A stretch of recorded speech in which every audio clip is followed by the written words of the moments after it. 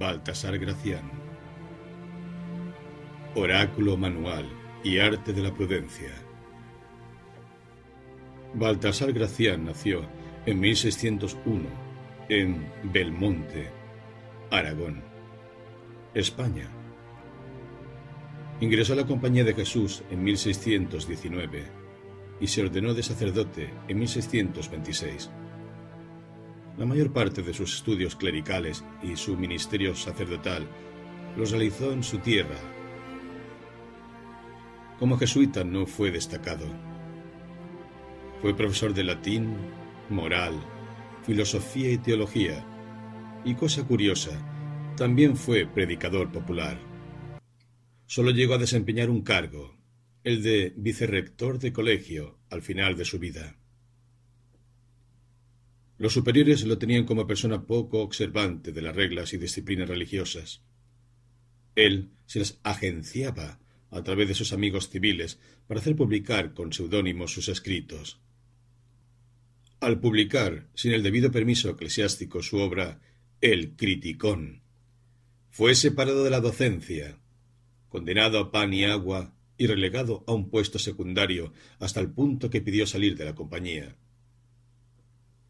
Al final de sus días se reconcilió con la compañía y fue destinado al colegio de Tarragona. El informe que desde allí se dio dice que era de buen ingenio, de juicio módico, de prudencia también módica, de experiencia suficiente, bueno en letras y con talento para todo ministerio, colérico y melancólico, de salud débil. Falleció en 1658. A pesar de lo señalado, como literato alcanzó renombre dentro de las corrientes conceptualistas del barroco español. En sus obras se reconoce su dominio de la prosa conceptual, por lo trabajado del estilo y el manejo de la simbólica. Se lo admira por el ingenio, es decir, por la creatividad en formas literarias y en ideas sociales. Algunos estudiosos destacan rasgos pesimistas en sus obras, sobre todo en El Criticón, debido a su estilo satírico y a sus críticas a la sociedad de la época.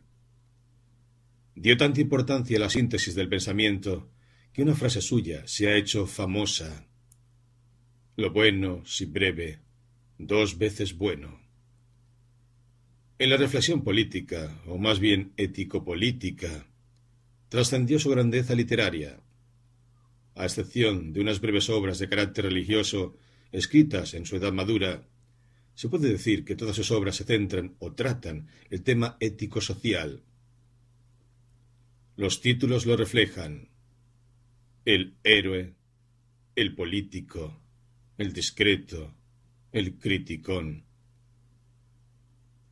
La más destacada de todas es el Oráculo manual y arte de la prudencia, 1647. En cuanto al género, este libro no es un ensayo o tratado, sino un manual, una colección de sentencias o aforismos breves basados en la prudencia, que buscan orientar la vida práctica de las personas, o dicho con mayor precisión, del hombre público, del político de su tiempo. Gracián no se vinculó a ningún político de renombre en la vida española, cosa que algunos autores estiman que era algo que él hubiera deseado. Dedicó su libro El héroe al rey Felipe IV y El discreto al príncipe heredero Baltasar Carlos, pero no trató ni a uno ni a otro. Su cercanía a la nobleza se limitó a tratar a Francisco Carafa, duque de Nocera y Grande de España, virrey de Aragón y Navarra, de 1639 a 1640. Estuvo con él un mes en la corte de Madrid, pero el virrey cayó en desgracia y pronto, aunque él gestionó su restauración, tuvieron que separarse. Vivió los años de tránsito del apogeo español a los inicios de su decadencia. Fue contemporáneo a Quevedo, Velázquez, Murillo, Lope de Vega y Calderón, pero también fue testigo de la separación de Portugal de España en 1640, de la derrota española en la batalla de Rocroi, 1643, y del Tratado de Münster, 1648, que pusieron fin al dominio español en los Países Bajos y de las rebeliones independentistas de Cataluña. Gracián fue sensible a la situación decadente de su país. En 1658 escribía: «Todo va de mal en peor, porque de Cataluña dicen que está sitiado Palamós. En Flandes peor. Nuestra gente anda de acá para allá, haciendo lo que se puede, que es harto poco. No hay otro de consuelo, sino que el empreñado de la reina va muy adelante y felizmente». No en vano su principal obra tiene como título El Criticón, que es una selección de críticas escritas con su conocido estilo breve, sentencioso, a su mundo, hasta el punto que los capítulos son llamados crisi, palabras de origen griego que significa distinguir, juicio o discernimiento. Recurriendo al género de la fábula, explica la situación del mundo con estas palabras: «Los pocos hombres que habían quedado se han retirado a los montes, por no ver lo que el mundo pasa, y que las fieras se han venido a las ciudades y se han hecho cortesanas». Sus escritos tuvieron más difusión en el extranjero y en la posteridad. Oráculo manual y arte de la prudencia, 1647, obra que ahora comentamos. Se la tradujo pronto al francés en 1684, con el título L'homme de cour, hombre de corte, y se la asoció a la vida cortesana. De ahí se pasó a otras lenguas. Fue conocida por Voltaire y Nietzsche, pero fue en el mundo alemán donde Gracián tuvo mayor éxito. Schopenhauer, 1788-1860, fue uno de sus mayores seguidores. Lo llamó mi autor preferido. Atraen la atención los títulos de dos traducciones al inglés. The Worldly Wisdom, 1892, y Practical Wisdom for Perilous Time. Nótese cómo los traductores encarnan e historizan a Gracián. Nos presentan sus reflexiones como adecuadas para orientar el actuar humano en el mundo en tiempos difíciles. Por eso, observa el estudioso español Ignacio Elizalde que Gracián con frecuencia pasa del plato espiritual de los ejercicios espirituales de San Ignacio de Loyola al plano natural y terreno de la astucia y de la prudencia. La tendencia predominante ha sido estudiar a Gracián desvinculándolo de sus raíces jesuitas, independiente de las bases ignacianas de su vocación y formación religiosa. Algunos lo han visto como inspirado en la sagacidad política del rey Fernando el Católico. Otros lo asocian a esa corriente de consejeros políticos que tiene como expresión a Maquiavelo. No obstante su disidencia con la Compañía de Jesús, se observa que el héroe político de Gracián es más cristiano que el cortesano de Castiglione y que el príncipe de Maquiavelo. El caso es que, en la tradición judeocristiana, católica y jesuita, la prudencia es un comportamiento humano muy valorado. Hay que tener presente que desde sus orígenes esta tradición religiosa ha nacido y se ha difundido en medio de las pasiones y las luchas humanas, y ha tenido que juzgar el medio social y el comportamiento humano, y ha pretendido orientar la conciencia de las personas. En este contexto se debería entender la normativa de los 10 mandamientos, las enseñanzas de los libros sapienciales de la Biblia, y la consideración de la prudencia como una virtud moral.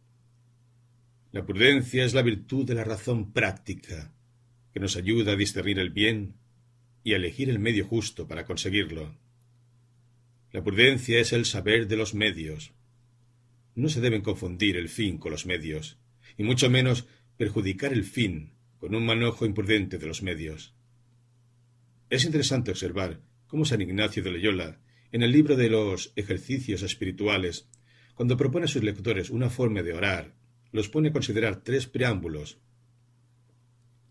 conocer la historia, contemplar el lugar, tener claro el fin que se busca, pasado, presente y futuro.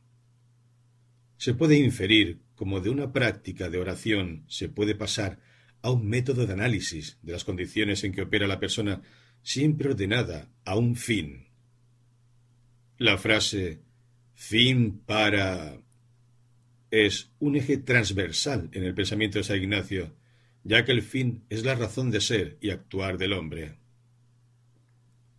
Otros estudiosos, entre ellos Arturo del Hoyo, editor de sus obras en la editorial Aguilar, sostiene que la base filosófica de la prudencia en Gracián es el pensamiento de Santo Tomás de Aquino, quien define la prudencia como la recta ratio agibilium, que será como la recta razón para el hacer, el actuar, pero entendiendo el hacer como habilidad práctica y destreza para desenvolverse.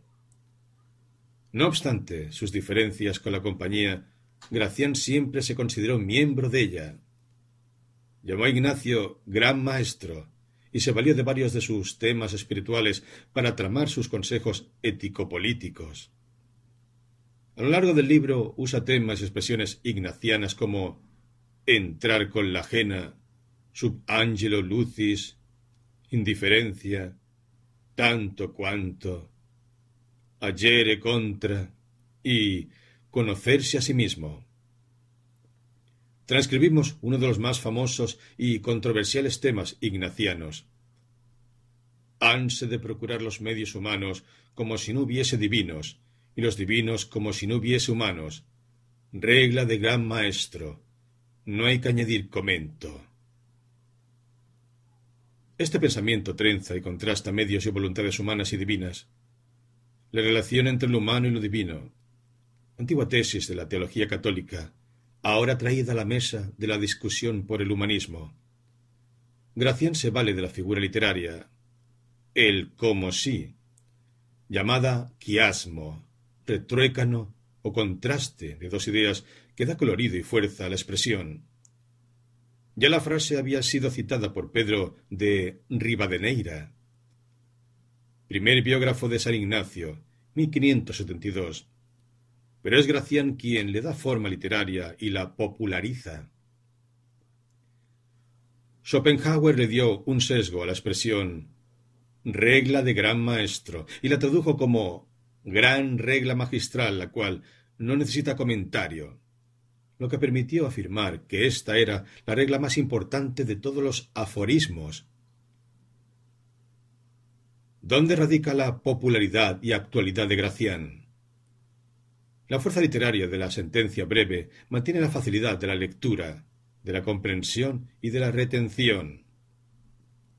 Frases como corriente pero no indecente son de facilidad mnemotécnica. Pero también Gracián habla desde un sentido común difícil, pero muy deseado. La sentencia milicia es la vida del hombre contra la malicia del hombre es un principio sencillo y a veces difícil. Es, por último, Gracián humano, muy humano. Su condición sacerdotal y su pertenencia religiosa no lo reducen a unos principios y a un lector con exclusiones religiosas, sino que habla a toda persona inserta en los afanes de la milicia, política, comercio, familia, amigos que quieren tener ingenio, discreción y prudencia para vivir y triunfar. El arte de la prudencia. 1. Se ha llegado a la mayor complejidad, pero la suprema es formar un buen hombre. Para formar a un sabio de hoy se requiere más inteligencia que para 7 de la antigüedad, y para tratar con un solo hombre de estos tiempos necesitamos más sapiencia que para tratar todo un pueblo de los pasados. 2. Debes tener inteligencia y conocimiento, las dos cualidades para hacerte admirable. Tener una sin la otra es felicidad a medias. Algunos no nos conformamos con ser inteligentes, queremos ser geniales. Infelicidad de necio tendrás si quieres mostrar ante la sociedad más de lo que la naturaleza te ha dado. 3. Lleva las cosas creando suspenso. Aquellos a quienes sorprendas con tus novedades estimarán tus aciertos. Por eso, jugar con todas las cartas al descubierto no es de utilidad ni buen gusto. El no declarar mucho crea suspenso, y más cuando la importancia de tu cargo da lugar a que todos estén atentos a tus actos. Haz ver misterio en todo lo que hagas, y eso hará que te veneren. Aun buscando darte a entender, huye de decirlo todo claramente.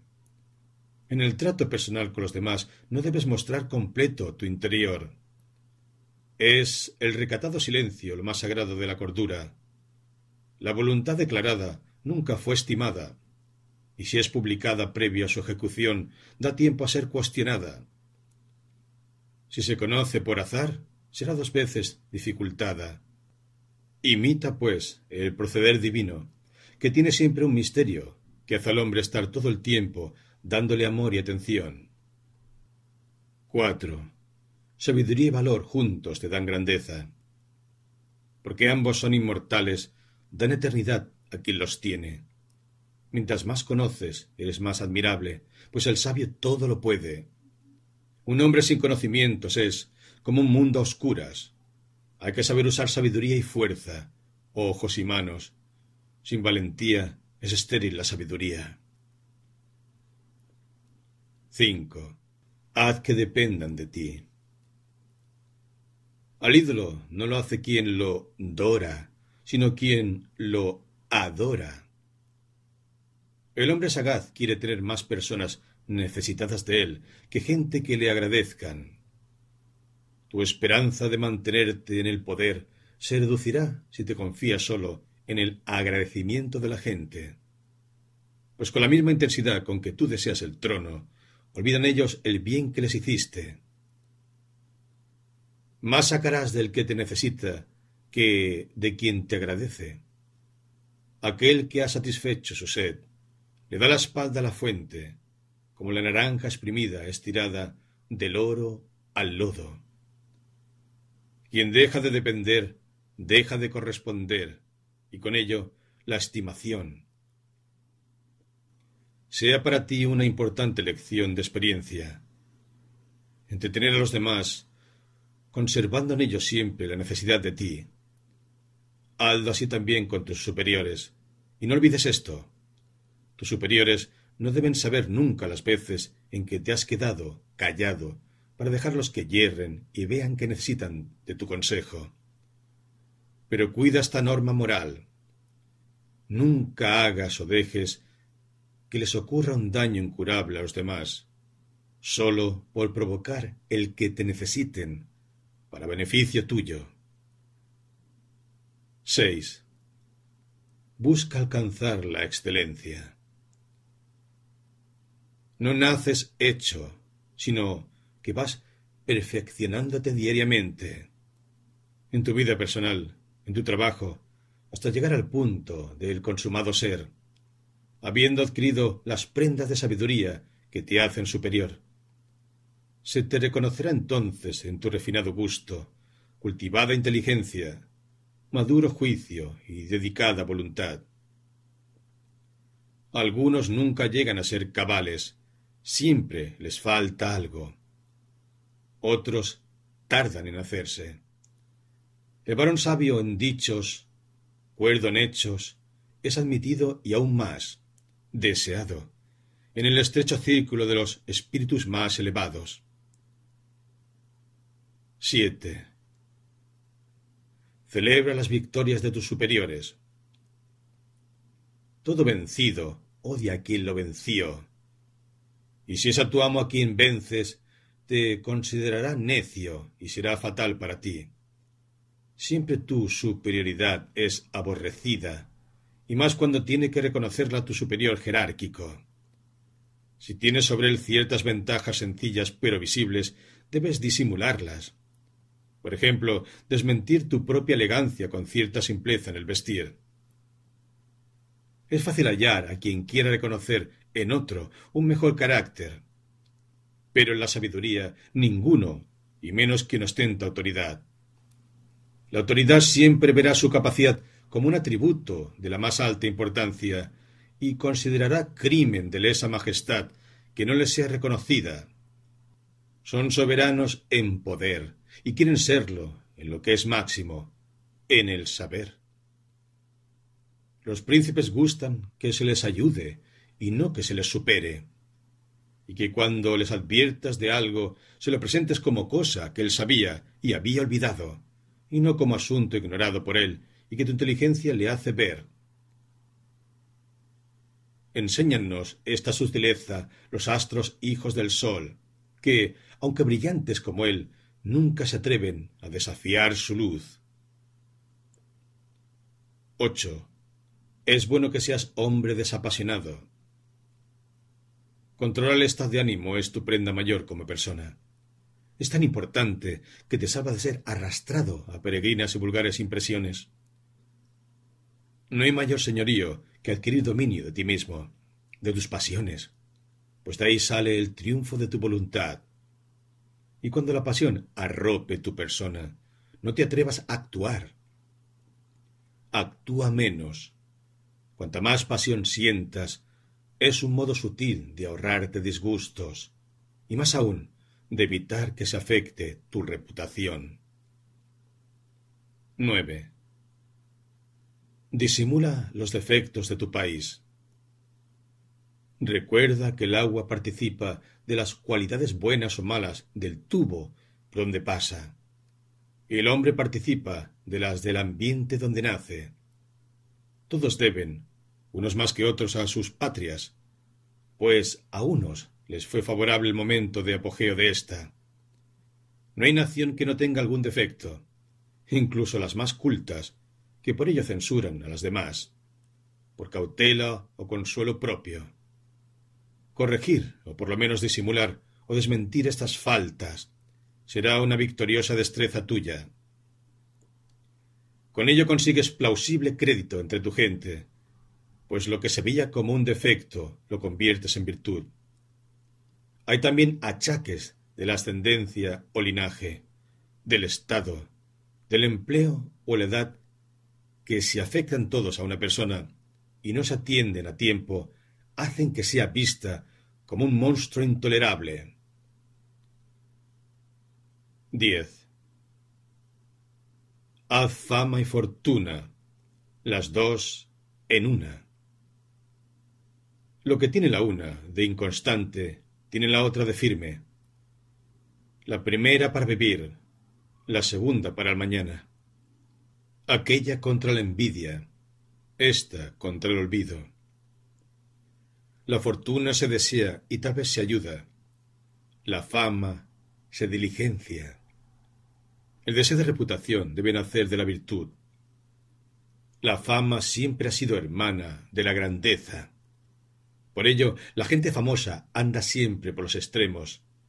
Son monstruos o prodigios, dignos de abominación o aplauso.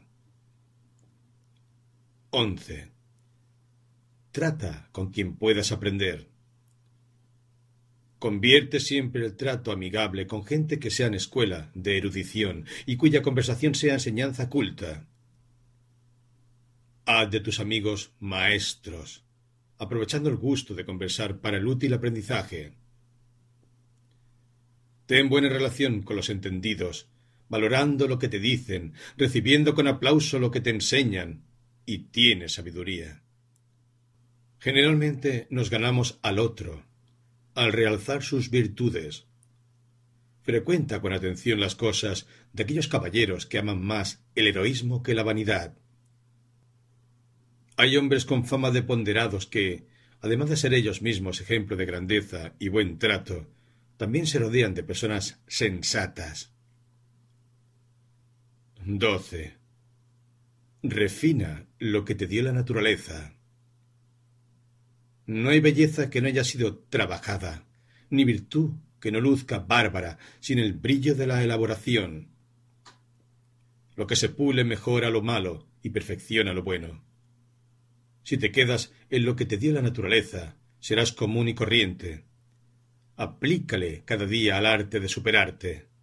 Sin este esfuerzo, la mejor persona luce rústica, y a quien carece de cultura le falta la mitad de las virtudes.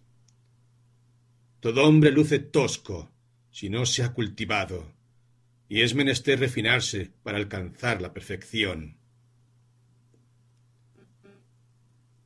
13. Obra siempre con una intención inesperada. La vida del hombre es una lucha contra la malicia del hombre. En las competencias, aprende a ser sagaz en materia de fingir tu intención. Nunca actúes de modo que el otro pueda saberla. Apunta hacia un objetivo para deslumbrar. Amaga al aire con destreza, pero en la realidad ejecuta lo que nadie espera, dejando siempre lugar para disimular tus verdaderos fines. Muestra una intención, y esto hará que tu contrario muestre la suya, y vuélvete luego contra la tuya, y vencerás por haber hecho lo inesperado. Pero cuídate de las inteligencias incisivas, que ponen mucha atención y son capaces de descubrir tus planes. Usan su capacidad de reflexión y pueden deducir lo contrario de lo que tú quieres que se entienda, y de este modo conocer cualquier intención falsa. No te dejes llevar de la primera intención. Está en espera de la segunda e incluso una tercera. Cuídate de quien tiene mucha experiencia en peleas, pues habiendo alcanzado gran maestría, aumenta su simulación, a tal grado que puede pretender engañarte con la misma verdad.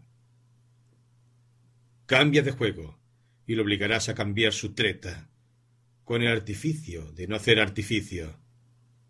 Basa esta astucia en aparentar candidez. En ese caso, actúa siempre con observación cuidadosa y entenderás su perspicacia. Descubrirás las tinieblas que tu contrario revistió de deslumbramiento. Descifrarás su objetivo, que es, cuanto más solapado, más sencillo, semejante a cuando combaten la calidez de Pitón contra la candidez de los penetrantes rayos de Apolo.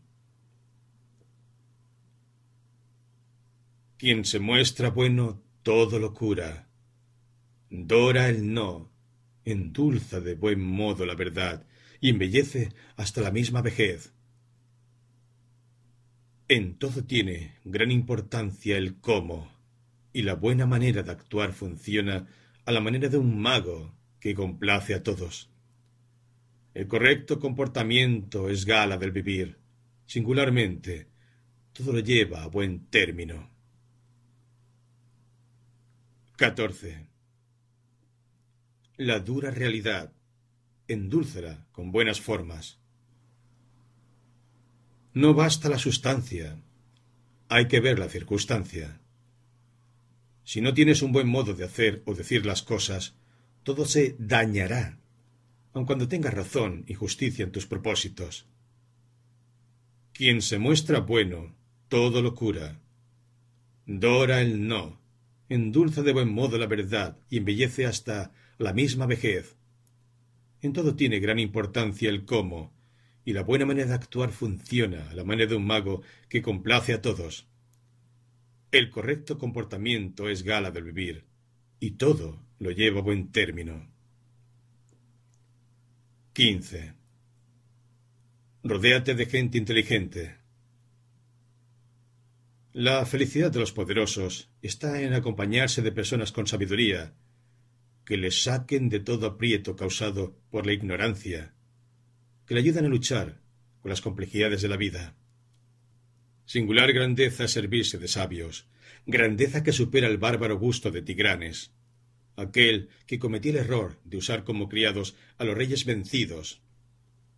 Absurda nobleza es la que hace siervos a los que la naturaleza dotó para dirigir. En el mundo hay mucho que aprender y poco tiempo para conocerlo, y no se vive si no se conoce. Es, pues, una singular destreza el adquirir sabiduría gratuitamente. Y es lo que logras escuchando mucho a muchos, que así luego sabrás más que todos. Dice una sabia sentencia: Por la boca de muchos hablan los sabios que les aconsejaron. De este modo consigues crédito de entendimiento con el esfuerzo ajeno. Estudian aquellos primero la lección y te sirven a ti la quintaesencia de su saber. Si no logras sacar sabiduría de la experiencia de tu vida, búscala en la de tus relacionados. 16. Combina el saber con la correcta intención. Juntos aseguran productivos aciertos, pero si la sabiduría y la mala voluntad se juntan en una misma persona, producen una monstruosa violencia. La intención malévola es un veneno que daña tus perfecciones, y, ayudada del saber, la maldad es mayor. Infeliz eminencia la que se pone al servicio de la ruindad. Ciencia sin seso, locura en exceso. 17. Ten variados estilos, para que no prevengan lo que harás. No actúes siempre del mismo modo, pues todos sabrán de antemano lo que vas a hacer, sobre todo tus contrarios. No hagas las cosas siempre de una manera determinada, pues notarán tu uniformidad en el hacer y prevendrán y frustrarán tus acciones. Es fácil matar al vuelo al ave que sigue constantemente el mismo sendero, sin torcerlo. No obres todo el tiempo con tu segunda intención, porque cuando lo repitas descubrirán ese ardid. Espera siempre la malicia, pues es menester tener gran sutileza para vencerla. Haz como el jugador sagaz, que nunca lanza la pieza que el contrario espera, y mucho menos la que desea. 18. Combina siempre sabiduría y esfuerzo. No hay grandeza sin el juego de ambas, pero no tengas ninguna en exceso. Más consigue un talento mediano con dedicada aplicación que un genio sin ella. La reputación se compra a precio de trabajo y se valora por él, pues poco vale lo que poco cuesta. Aun para los empleos más sencillos se requiere aplicación, que rara vez se opone al genio.